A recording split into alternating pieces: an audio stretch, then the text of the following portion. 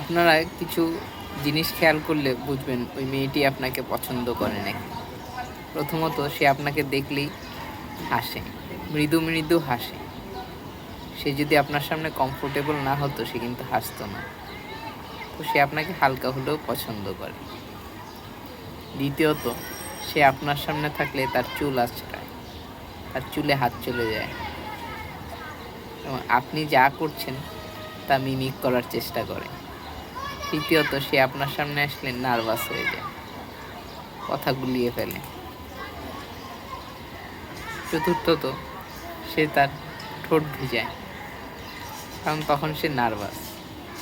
ঠোঁট ভেজানোটাও কিন্তু একটা লক্ষণ।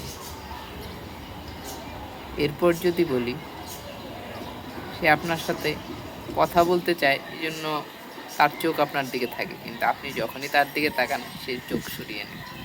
এই ব্যাপারগুলো খেয়াল করবেন কেউ আপনাকে পছন্দ করছে কি না সেটা বুঝতে।